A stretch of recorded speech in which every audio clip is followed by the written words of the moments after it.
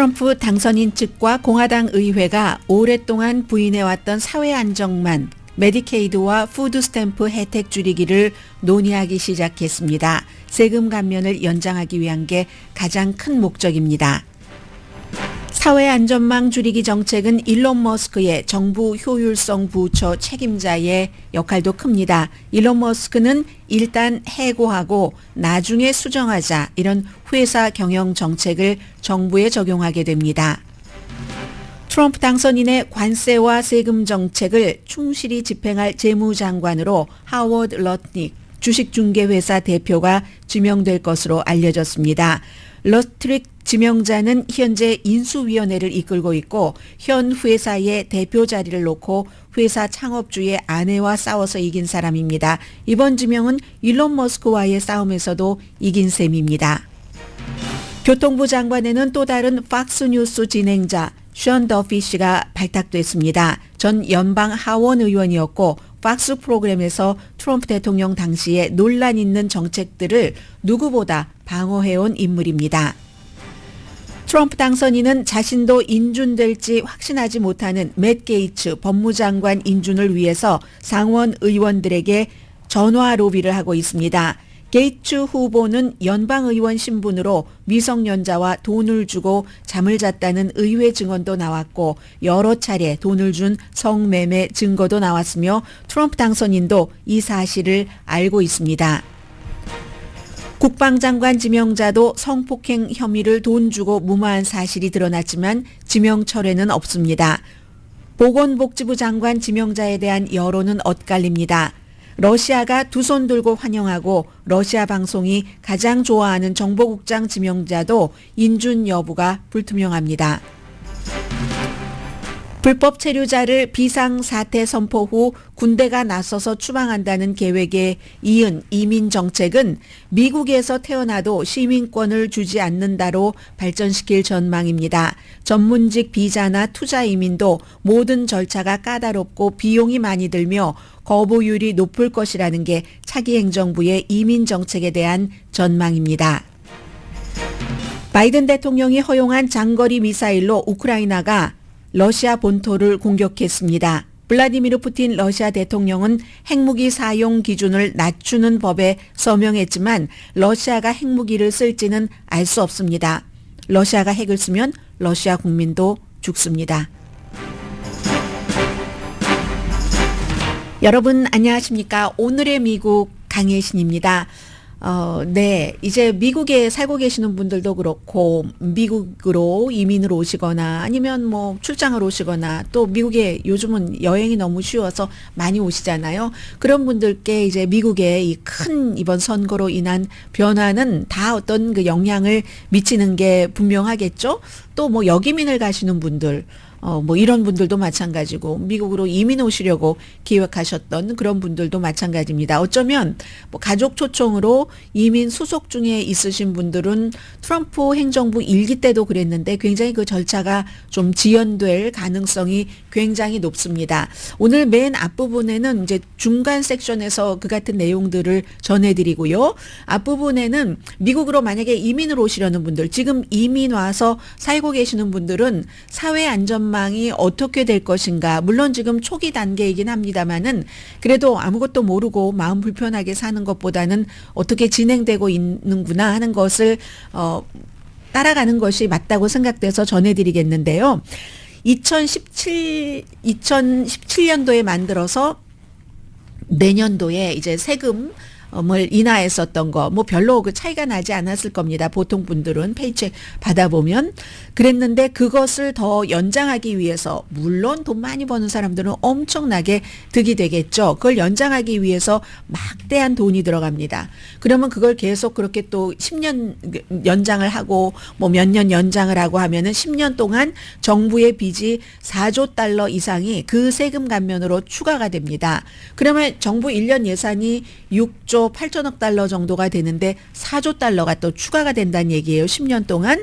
또 거기다가 뭐 팁에 대한 뭐 세금 없다 이것도 이제 공약을 해놨고 정부의 수입이 점점 줄어들게 된다는 거죠. 정부가 줄어들면 살림을 할 수가 없으니까 다른 곳에서 줄어든 수입을 또 줄여야지만 되는데 기본적으로 뭐 깨끗한 에너지에 대한 지원을 줄이기, 뭐 전기 자동차에 대한 지원을 줄인다던가 뭐 이런 것들은 반대하시는 분들도 계시지만 찬성하시는 분들도 많이 계실 겁니다. 그리고 또 트럼프 행정부에서 얘기하는 게 관세로 우리가 세금을 많이 걷는다. 미국 사람들이 내는 돈이기는 하지만 관세로 세금을 또 거둘 수도 있지만 그 같은 미국에서 수입업자가 내는 돈이기 때문에 장사가 안 되면 또 뭐 세금도 내지 못할 정도가 될 수도 있고 이건 확실하지가 않은 거죠. 경제 효과를 봐야지 알기 때문에 검증되지 않습니다. 그래서 정부가 세금 감면을 계속 하기 위해서 더군다나 이제 기업에 대한 세금 감면은 엄청난 규모잖아요. 그러려면 어디선가 줄여야지 되는데 확실하게 줄일 수 있는 곳은 지금 나가고 있는 곳에서 줄일 수밖에 없는 겁니다. 메디케이드, 푸드 스탬프, 연방 프로그램에 대해서 여기서 어떻게 줄일 것인가 하는 것을 이미 논의를 하기 시작했습니다. 그러면 미국 인구 3억 뭐 몇천만 명 가운데서 7천만 명에게 영향을 주는 프로그램입니다.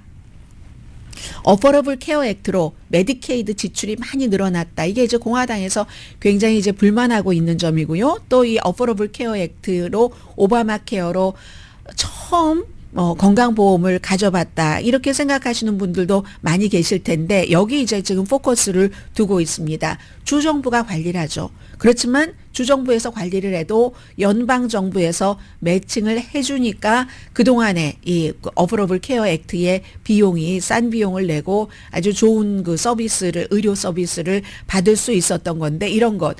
그리고 이제 항상 사회 안전망에 대한 어떤 조정을 얘기할 때 기본적으로 그걸 받기 위한 자격으로 일을 반드시 해야지 된다. 이런 얘기는 늘 있었고 이건 이제 민주당이나 공화당 행정부에서 다 어느 정도 시행을 하고 있는 점입니다. 그런데 그걸 이제 어느 정도 더 까다롭게 하느냐가 문제가 되겠죠. 스냅이라고 불리는 푸드 스탬프. 이것은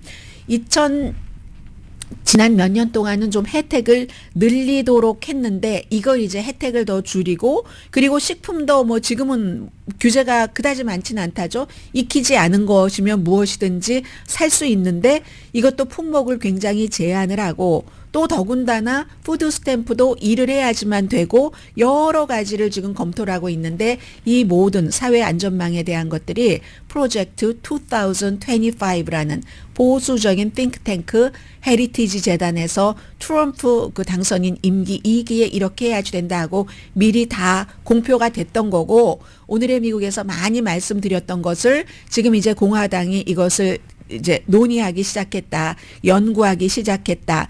공화당이 아주 오랜 동안 메디케이드나 그 푸드 그 스탬프를 줄인다는 것 이거 부인해 왔습니다. 그런데 지금 이제 이미 시작을 했다는 거예요. 제가 어제 저녁에 이제 떡국떡을 하나를 사려고 회사에서 가까운 마켓을 갔습니다. 마켓을 갔는데 아마 다른 때 같으면 계산대에서 무척 오래 몇 분 이상 제가 서 있었는데 어쩌면 조금 춥고 해서 조금 짜증이 났을 수도 있는데 전혀 짜증이 나지 않았습니다.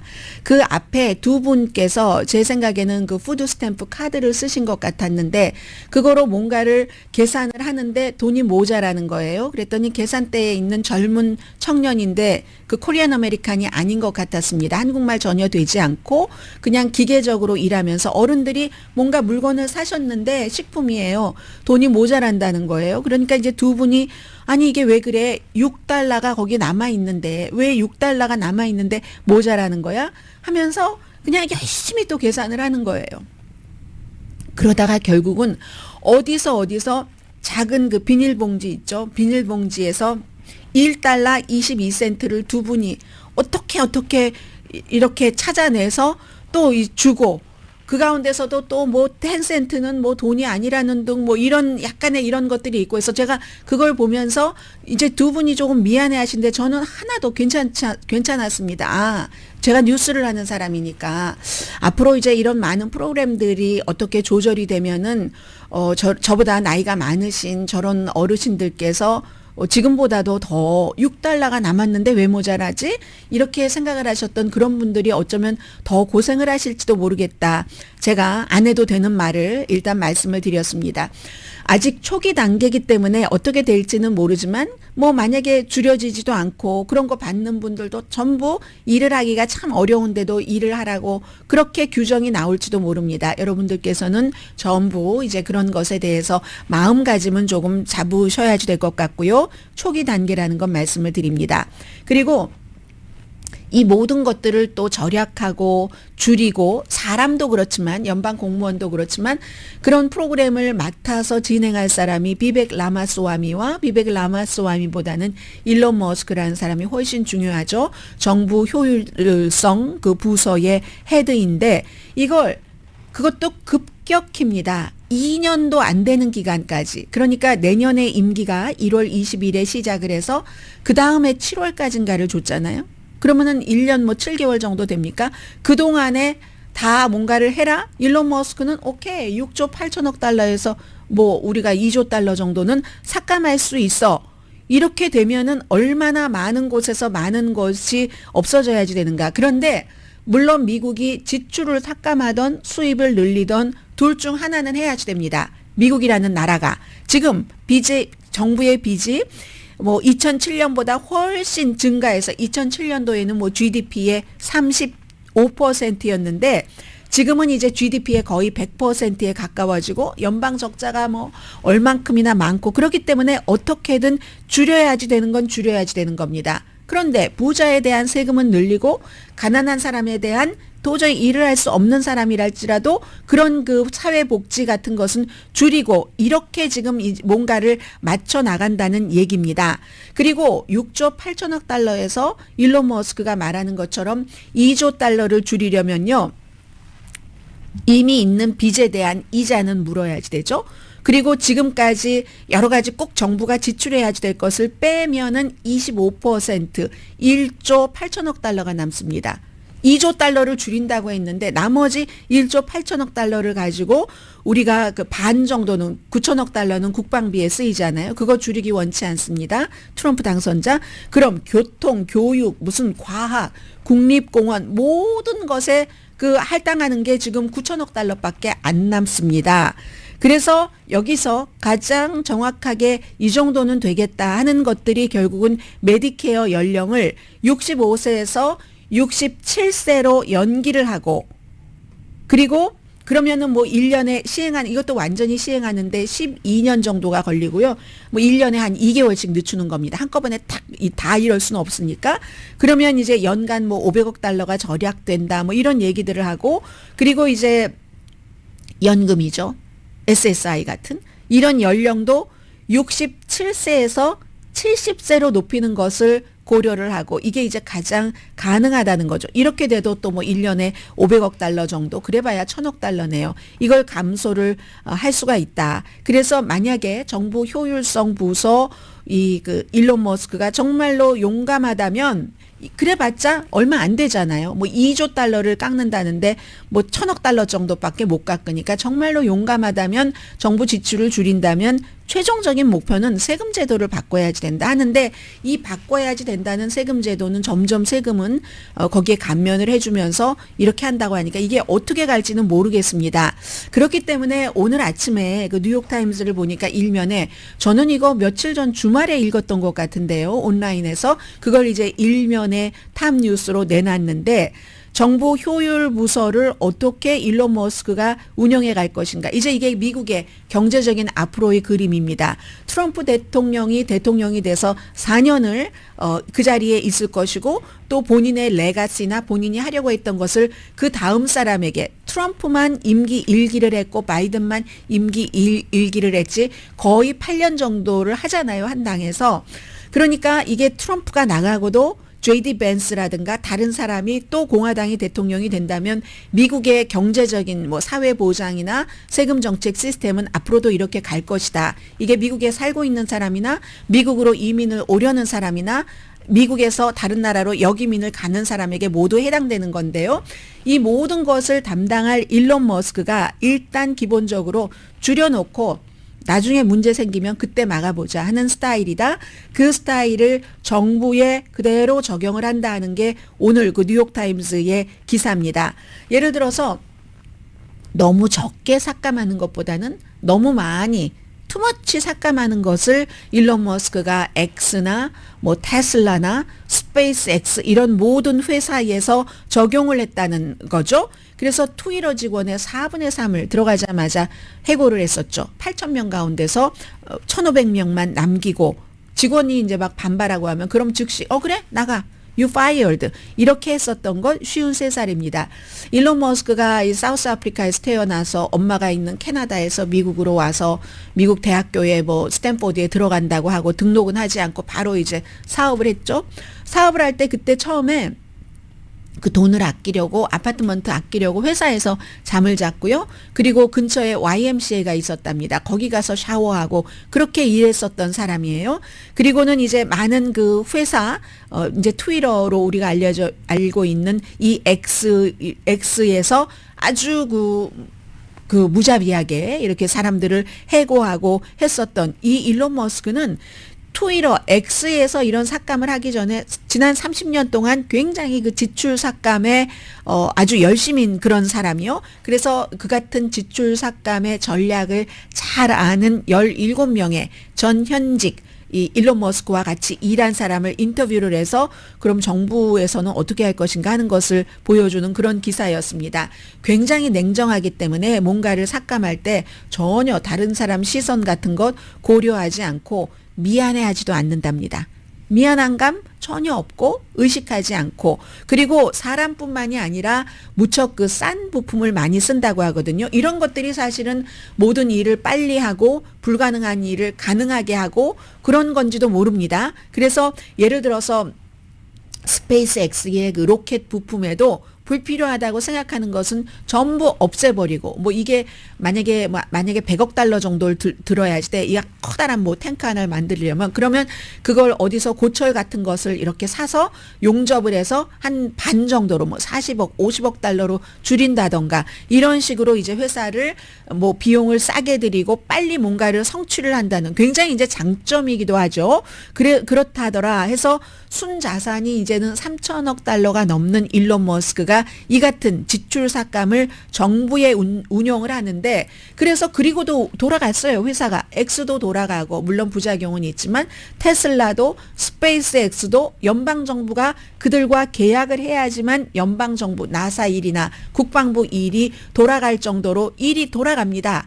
돌아가니까 이걸 그대로 적용을 하겠다는 거고 그러나 물론 안전 문제 같은 것은 많죠. 그래서 일론 머스크가 지금 20개도 넘는 고소라든가 연방정부로부터 리뷰 같은 거 받고 있잖아요. 테슬라 같은 경우도 2021년부터 테슬라의 자율주행 그 기술에 레이더 센서를 사용을 하지 않고 돈 많이 드니까 그리고 뭐 우리 인간 운전자의 시야를 모방하는 그런 그 카메라에 의존을 하는데 이게 이 비용이 전체적으로 한 5분의 4를 줄일 수 있답니다. 그러니까 연방정부 지출 4분의 3을 뭐 어떤 부서는 없앤다 뭐 이런 게 나오는 거죠. 3분의 1을 줄인다는 게 나오는 거죠. 그런데 비슷한요. 웨이모, 로스앤젤레스에 다니는 택시 있죠? 사람 없는 그런 택시, 웨이모 같은 이런 뭐 자율주행차 다른 기업은 카메라, 당연히 인간의 시야와 비슷한 카메라도 넣지만 그 레이더 센서도 넣고 때로는 무슨 뭐 그것보다 더한 것까지 넣어서 운영을 하는데 테슬라 같은 경우는 그렇게 하는 것을 거부하고 비용을 줄인다는 거죠. 그래서 사고도 사실은 많이 나고요. 사고 피해자나 피해 가족들이 얘기하는 게 테슬라의 이 같은 기술이 예를 들어서 스탑 신호 같은 것 이런 것들 그리고 어떤 장애물 같은 것을 인식하지 못해서 우리가 가족이 숨지고 부상했다 해서 수많은 지금 소송이 있습니다. 그럼 여기에 대해서 일론 머스크는 뭐라고 얘기하냐면 그게 실제로 인간이 운전을 하는 방식이야. 뭐 인간이 하나 뭐나 하나 마찬가지인데 뭐 이렇게 그냥 답변을 하거든요. 그리고는 이제 트위터 같은 데서 직원의 4분의 3을 해고를 했습니다. 그리고 나서 도저히 안 되니까 또다시 일부를 고용을 하죠. 또 4월 달에는 그 충전소, 전기자동차 충전소를 만드는 테슬라 사업부 직원 500명을 하루아침에 다 해고를 했습니다. 하루아침에 해고를 하고 나서 그 뒤에 이제 몇 주일 만에 다시 고용을 합니다. 그러니까 그 뉴욕타임스가 일단 해고하고 나중에 픽스해버리자 뭐 이런 식의 이제 일론 머스크의 스타일이라는 얘기죠. 해서 2022년도 12월 달에 일론 머스크가 그 트위터 돈을 절약해야지 된다 하면서 사무실 청소를 하지 않게 했습니다. 청소를 하지 않게 하니까 화장실 같은 데도 엄청 더러워서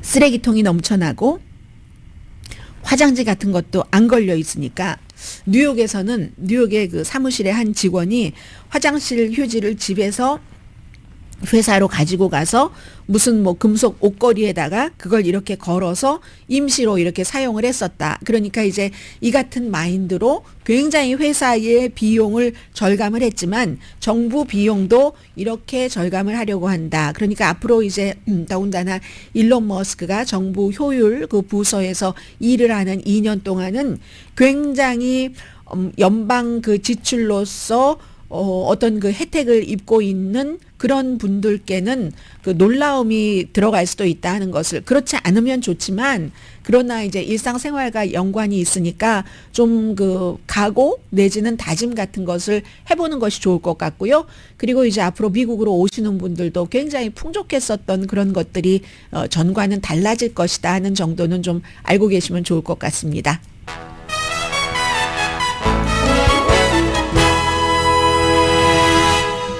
오늘의 미국은 전문가가 추천하는 이민법, 가정법 전문 재인정 종합법률사무소, 총 20억 달러 승소, 교통사고와 상해 전문 브라이언 타필라와 CG 변호사 그룹, 집이용자, 홈에퀴리 라인업 크레딧, 급한 하드머니도 정말 쉽게 잘하는 융자 나라, 유한 건강생활 전 제품과 화장품을 추수감사절 맞이 1+1 세일하는 셀리온 공동펀입니다. 그런데요, 연방정부가 무엇을 어디서 어떻게 줄이든지 부자들은 별 상관이 없습니다. 그러나 이제 국가가 어떠한 이유에서든 본인이 능력이 없던, 게으르던, 운이 없던, 열심히 해도 안 되던 정부의 보조를 받아야지 되는 그런 분들께는 참 그 추운 겨울이 올 가능성이 높다 하는 것 말씀을 드리고요. 잠시 뒤에는 이민에 관해서보다는 또 너무 중요한 게 이제 재무장관인 거죠. 재무장관 그 지명자 이제 지명을 할 것 같아요.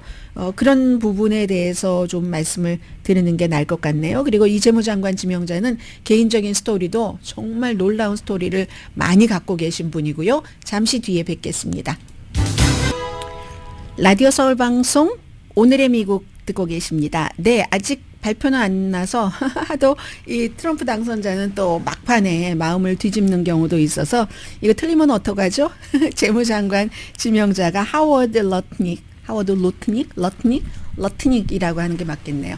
네, 이분인데 이분은 지금 그 트럼프 당선인의 공동 인수위원회의 위원장입니다. 한 사람은 이제 중소기업청장을 전에 했었던 사람이고 거기에 이제 그 아들들 입김이 큰 거죠. 큰 아들, 작은 아들이 들어가 있는데 캔터 피츠제럴드라는 그런 그 금융 서비스 회사죠. 뭐 채권도 사주고 주식도 사주고 뭐 이런 회사. 이 회사의 특징은 사람이 하는 것도 많지만 그 시스템적으로 해서 괜찮다고 하고 그리고 이제 친인척들을 많이 이제 그 고용을 하고 아름으로요 친구 이렇게 일하는 그런 회사입니다. 이분의 그 하워드 그 러트닉이라는 재무장관 지명자의 현재 자산이 뭐 한 15억 달러 정도 된다고 하는데 사실은 여러분들께서 이름은 기억하지 못하신다 할지라도 미국에 살고 계시는 분들은 텔레비전 관심이 있으셨던 분들은 9.11 사건 이후에 엄청 유명해진 분이에요.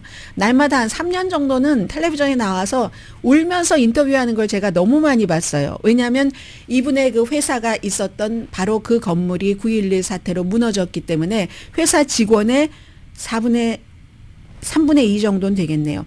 960명 중에 658명의 직원을 9.11 사태로 잃어버린 분입니다. 동생도 그 사건으로 숨졌거든요. 지금은 이제 이분이 그래서 9.12 사태 본인들 그 회사의 직원 가족들에 대한 구호 기금도 마련했지만 얼마나 냉철한 사람이냐면 그 당시에는 CNN 방송에 지금 숨졌죠. 그분 얼마 전에 숨지셨던가요? 레리 킹. 6시면은 레리킹 라이브가 있었잖아요. 레리킹과 라이브를 하면서 어쩔 수 없다 수학이다 하면서 사건이 일어나고 나서 나흘 만에 숨진 직원들에 대해서 봉급을 줄 수가 없다. 딱 발표를 해버린 거예요. 그랬더니 그 가족들이 이런 냉혈한이 있어 막 난리를 치고 그러다가 이제 나중에는 뭐 회사도 잘 되고 하니까 그 가족들을 위한 기금 같은 것도 마련을 해서 자선 사업이다 하고 많이 그렇게 하고 있는 그런 상징적인 인물입니다. 그리고 그 700여 명의 봉급 중단을 발표를 했잖아요. 9월 11일 날 그 사건이 있었는데 9월 15일에 실종되거나 사망한 사람들 수학적으로 간단하다. 돈이 없다. 우리 회사가 지금 돈이 없다. 그랬다가 이제 나중에는 이제 뭐 회사 이익의 5년 동안 25%를 주고 그 가족들에게 10년 동안 건강보험은 주고 그런 것 했습니다. 그렇게 했는데 아무튼 처음에는 봉급을 안 줘서 그랬다는 얘기예요. 그리고 이분의 삶은 9월 11일 그때 많이 규정이 됐는데 본인도 숨질 뻔했어요. 그런데 그땐 젊었잖아요. 젊어서 아이가 킨더가든 가는 첫날이었습니다. 아빠가 그때 젊은 아빠가 아이를 kindergarten에 데려다 주느라고 그래서 이제 그 회사에 출근을 안 했기 때문에 이 사람은 살아날 수 있었던 사람이거든요. 켄터 그 피츠제럴드 이 본사 뭐 월드 트레이드 센터에 있었으니까요. 그 뒤에 그 9.12 공격 사건 뒤에 회사와 뉴욕을 위해서 싸우는 투사가 돼버렸습니다. 현재는 63세예요. 그리고 트럼프 당선인에게 기부를 많이 했었던 사람, 그러니까 이제 인수위원회의 위원장까지 맡는, 이건 인수위원회 위원장이 한 4,000명 정도의 정부 직책을 채우는 그런 자리잖아요. 그리고 이분은 나는 사람 중독자다. 사람하고 이렇게 하는 걸 좋아해요. 그런 사람에게는 적절한 자리인지도 모르죠. 그래서 이제 그런 일을 하고 그동안 돈도 많이 기부한 대가로 재무장관이라는 직책을 맡게 됐죠. 이것도 일론 머스크가 추천한 사람이 아닙니다. 이 사람 하려고 하니까 아유 그럼 뭐 그 나물에 그 밥이잖아. 늘 똑같잖아. as usual이지 뭐가 달라 하고 다른 사람을 생각을 했는데 결국은 해서 어제 뭐 몇 분 얘기를 말씀을 드렸잖아요. 연방준비제도 이사도 말씀을 드리고 다시 이 사람으로 돌아왔습니다. 트럼프 당선자와 오랜 친구이기도 하고요. 그리고 이분은 그래도 사람을 고용할 때 이런 원칙이 있었습니다.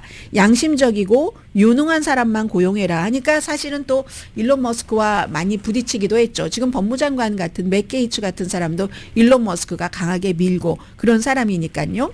롱아일랜드 중산층 가정에서 태어났는데 처음엔 좋았죠.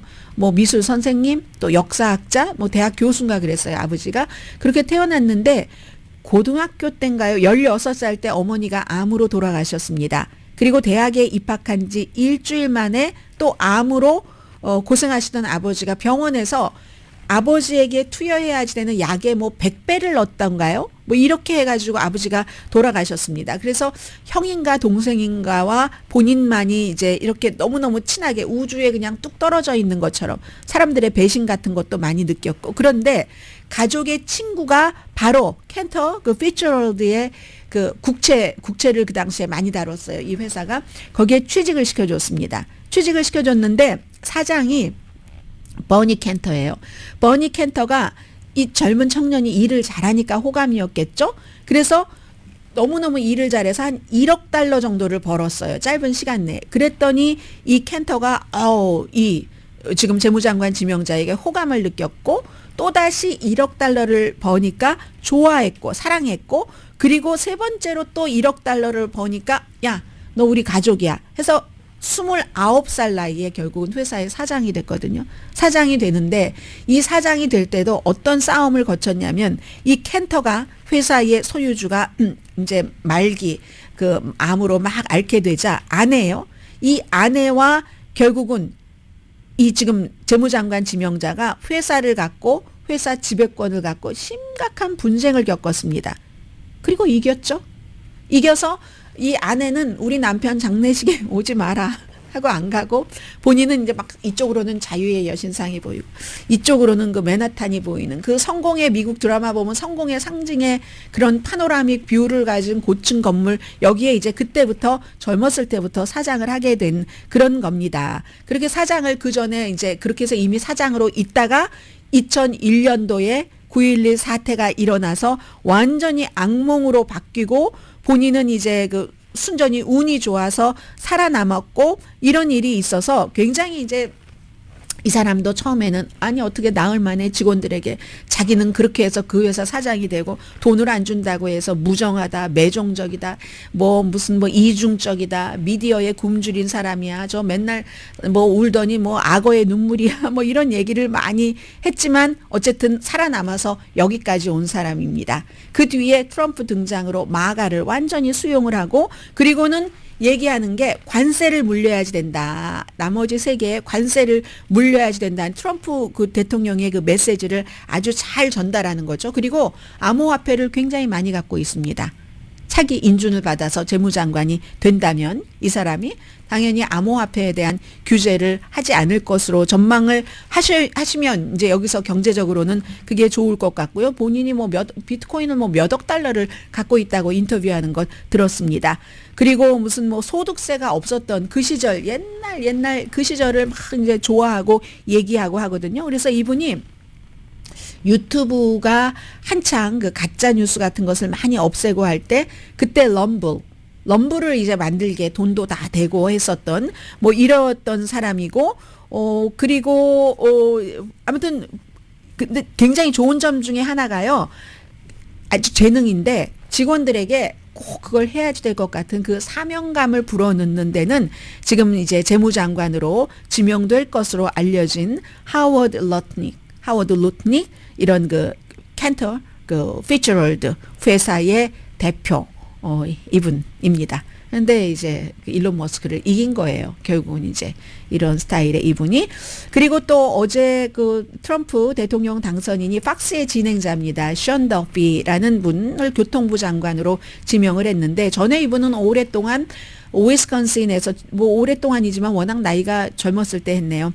위스콘신에서 연방 하원 의원을 했고 지금 53살이거든요. 팍스 그 비즈니스에서 바텀 라인이라는 공동 그 프로그램을 공동으로 진행하고 있고 그리고 와이프가 누구냐면 그 국방장관 지명자인 지금 그 피트 그 헉세트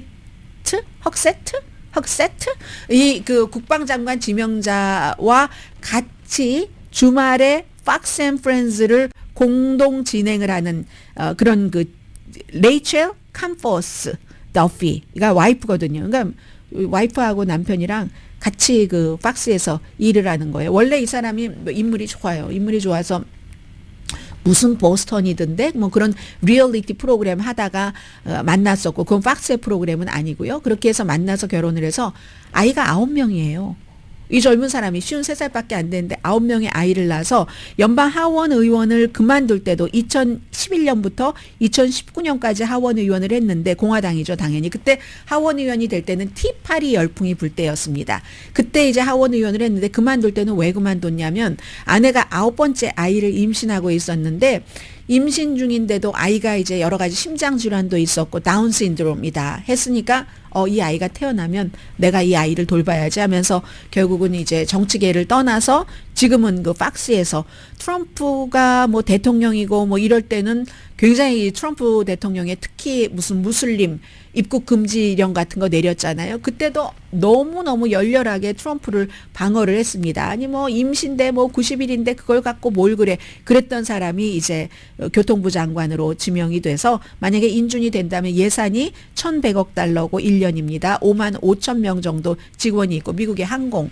뭐 철도, 무슨 뭐 도로, 기간시설 여러 가지 교통 정책을 담당하게 되죠. 지금 이제 핏 브리저즈가 있는 그 전에 그리고 검사이기도 했어요. 리얼리티 TV 스타 그 이전에는요. MTV에서였군요. The Real World 그 버스턴이라는 1997년도 거기서 이제 와이프를 만나서 결혼을 했습니다. 그래서 어제 트럼프 당선자가 이 사람은 아이가 9명이나 있어서 아이들과 가족의 여러 가지 그 안전, 대중교통의 안전 같은 것을 누구보다도 잘 책임질 사람이다. 이렇게 소개를 했죠. 그리고 이제 더 중요한 것은 트럼프 그 대통령 당선인이 맷 게이츠라는 법무장관 지명자를 다른 사람으로 아직까지는 바꿀 뜻이 없습니다. 참 지명되기 어렵다는 것을 본인도 사적으로는 인정을 한답니다. 그런데도 개인이 보통 후보가 상원 의원들에게 전화를 걸어서 저 좀 해주세요, 잘 봐주세요 하고 뭐 전화도 걸고 찾아가기도 하고 하잖아요. 심지어 연방 대법관 지명자들도 이건 대통령이 지금 대신해주고 있어요. 그런데 이제 어제 하원에서 증언한다고 하는 것은 이거 거짓이면 엄청나게 벌받아야 할 것을 선서하고 하는 겁니다. 2명의 여성이 내가 맥 게이츠로부터 돈 받고 뭐 성관계 가졌다. 그리고 나뿐만이 아니라 17살 뭐 내 친구였는데 지금은 다 20대죠. 내 친구였는데 그 친구와 아주 그런 파티들 미국 사람들 많이 합니다. 실제로. 그 드라마에 나오는 게 사실입니다. 뭐 섹스 파티인 거예요. 집에서 화려한 집에서 수영장 있고 마약 막 여기저기 놀려 있고 그런 파티에서 내가 이렇게 수영장 옆에 지나가는데 내 친구 17살 고등학생이었는데 같이 섹스하고 있더라. 그때 그 사람이 2017년도에 연방 하원 의원이었다. 이런 증언도 했고요. 그리고 이제 이 사람이 맥 게이츠가 돈을 준 것이 그 벤모하고 페이팔로 돈 지불한 이런 것들도 나오고 했는데도 지금 대통령이 이 사람을 계속 법무장관으로 한다고 지금 하고 있다고 하고요. 그리고 또 국방장관에 대해서도 지금 국방장관도 성폭행에 대해서 뭐 돈 주고 무마했고 그 이유는 내가 일자리를 잃어버릴까 봐 그랬다. 이렇게 얘기는 하는데 아무튼 그것도 지금 이제 철회하지 않고 있고 그래서 윤리위원회가 일단 법무장관 지명자에 대해서는 다음 주 수요일에 만나서 논의를 한답니다. 왜냐하면 상원에서 우리 이 사람 인준 그 결정을 지으려면 하원에서 윤리위원회에서 조사한 것을 좀 줘야지 되겠어 하니까 줄지 말지 이것을 이제 결정을 하는 그런 것인 것 같습니다. 아무튼 뭐 이런 정도 있고요. 나머지는 잠시 뒤에 또 전해드리겠습니다. 지금 이민 문제를 조금 말씀드리자면 뭐 유학생 이민 고려하시는 분들 뭐 다 해당이 되는 얘기인데요. 어제 말씀드린 것처럼 국가 비상사태 선포하고 미군을 활용을 해서 불법 이민자를 대량으로 추방을 하겠다. 기본적으로는 이 내용이고요. 그러면 주 방위군을 연방화한다는 얘기도 됩니다. 뭐 그 주에 주지사가 공화당 주지사가 허락을 한다면 민주당 주지사가 예를 들어서 추방을 시키려면 주정부에서도 협조를 해야지 되는데 이쪽에서 협조하지 않으면 다른 예를 들어 텍사스나 뭐 애리조나나 이런 데에 그 주지사가 연방정부와 협조를 해서 그쪽 방위군을 연방으로 해서 이쪽으로 보낸다던가 이런 식으로 한다는 겁니다. 왜냐하면 이걸 집행을 할 사람이 뭐 이민 관세국 뭐 이 같은 일을 하는 사람이 2만 명밖에 안 됩니다. 그런데 1,100만 명을 어떻게 추방을 할 것이며 또 추방이 된다 할지라도 그럼 나머지 일은 값싼 노동력을 어떻게 채울 것이며 문제는 많지만 어차피 이건 1,100만 명 절대로 다 내쫓지 못하는 것 다 압니다. 100만 명을 추방하는데요. 9,600억 달러 정도 듭니다. 9천억 달러가 1년 연방 국방부의 예산입니다. 그래서 그리고 또 하나 이거에 더 나가서 출생 시민권을 끝낸다. 이건 많이 얘기가 됐었잖아요. 미국에서 태어나면 부모의 신분과 상관없이 태어나면 시민권을 주는 이것도 이제 없앤다. 어떤 식으로 없애냐면 그 태어난 어린아이에게 여권 발급이라든가 뭐 소셜 시큐리티 넘버 같은 것을 중단한답니다. 그럼 시민권 확인을 할 수가 없는 거죠. 시민권 신청도 할 수가 없는 거고 그렇게 해서 이건 이제 이번에 그 지명한 인사를 통해서 이렇게 할 것이다 하는 것이 다 드러난 거죠. 뭐 우리 미국이 한 번도 가본 적이 없는 가장 큰 추방 작전과 그 이유까지를 지금 기획하고 있는 건데 어제 제가 더 힐의 어떤 그 대학 교수가 쓴 글을 소개를 해드렸더니 뭐 어떤 분이 오버하지 말라고 그러시던데 그 글을요.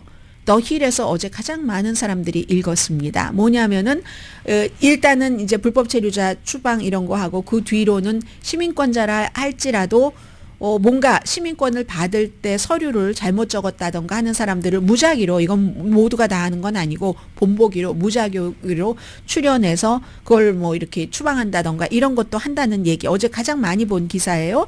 그래서 이제 미국 시민자유연맹이 지금까지와 이제 다른 방식이니까 일단 이 이민 계획을 뭐 비인도적이다 하면서 여러 가지 그 디테일한 계획을 내놔라 이렇게 고소를 했고요. 이민 관세국을 고소를 했습니다.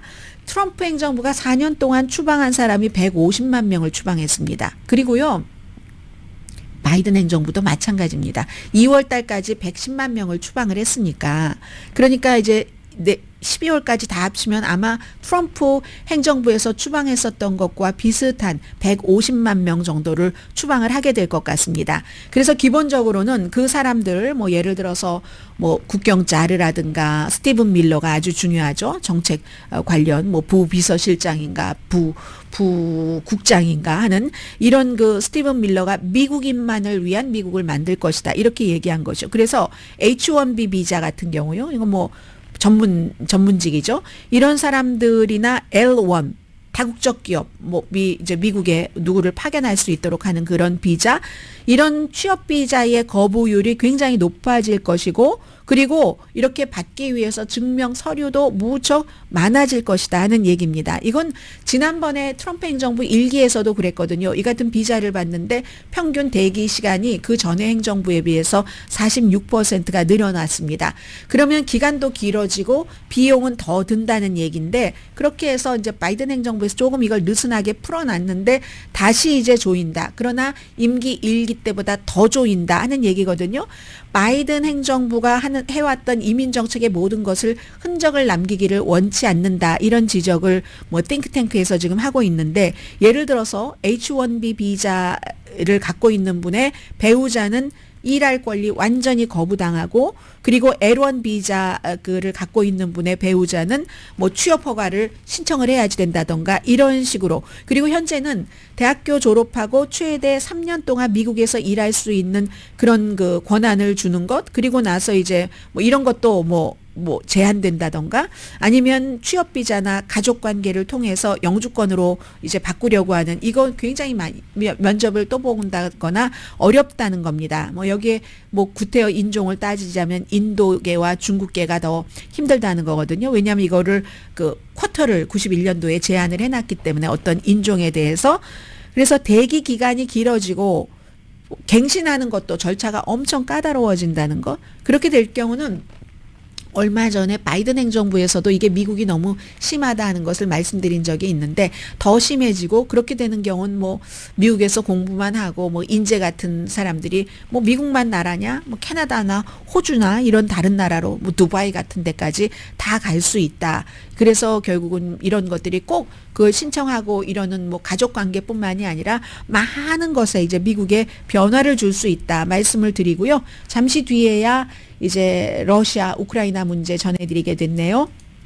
라디오 서울 방송 오늘의 미국 듣고 계십니다. 우크라이나가 미국의 바이든 대통령이 공식적으로는 확인해 주지 않았지만 영원히 확인하지 않을지도 모릅니다. 미국이 낸 그 장거리 미사일로 결국은 공격을 했습니다. 러시아 땅을 공격을 했는데, 제가 그 지역을 봤더니 바로 지금 북한군이 있는 북쪽으로 접해 있는 그 크루쿠스 지역의 위에 그 브리안스크, 그러니까 우크라이나로서는 북쪽이고요. 그쪽에 이제 그 탄약고를 공격을 했답니다. 그래서 러시아가 지금 발표하기를 러시아 방공망이 미사일 5개 격추하고 6개를 발사했네요. 1개를 손상시켰다. 러시아도 지금까지 경험하지 못한 상황을 경험을 하는 겁니다. 푸틴의 반응 너무 중요합니다.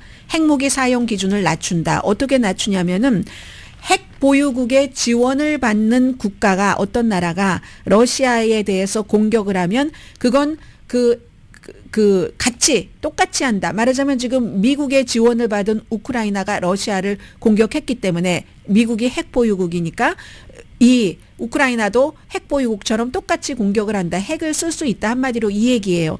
그 당시에 사실은 우크라이나가 그 많은 핵을 포기한 것은 미국과 약속만 해서 그런 것도 아닙니다. 러시아도 약속을 했어요. 공격하지 않겠다고. 그리고 지금 이렇게 돼서 천일이 왔는데, 그럼 제일 중요한 것부터 시간 때문에 말씀을 드리자면은, 블라디미르 푸틴이 핵을 쓸 수 있는가, 이 부분에 대해서 핵을 쓸 수도 있다고 지금 얘기를 한 거잖아요. 설명을 한 거죠.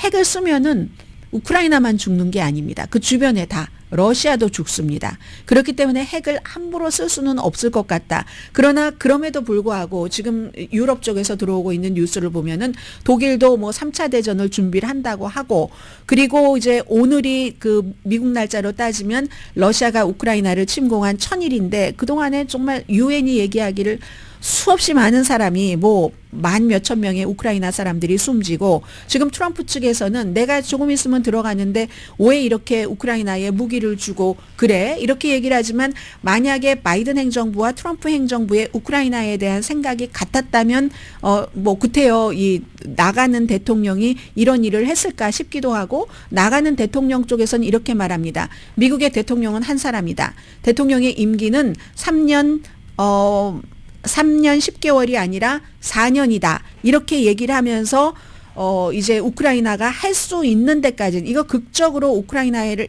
운세를 어떤 식으로 바꾸지는 않겠지만 트럼프가 들어와서 뭔가 그 협상을 한다면 우크라이나를 조금이라도 더 좋은 위치에 있도록 하기 위해서 북한군 그쪽에 보내지 말아라 하는 얘기였다. 뭐 이런 것 아니겠어요?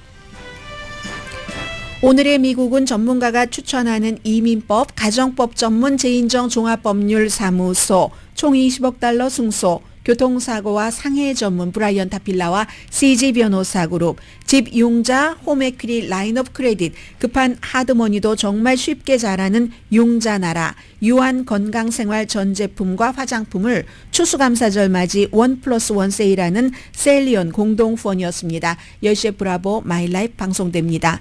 그리고 지금 블라디미르 푸틴은 그 트럼프의 협상이 통하지 않을 것을 이미 계산을 끝냈다라는 얘기도 나옵니다. 그래서 볼로디미르 젤렌스키 우크라이나 대통령 암살 작전 지금 플랜 세웠다는 얘기도 들리고요. 강혜신이었습니다.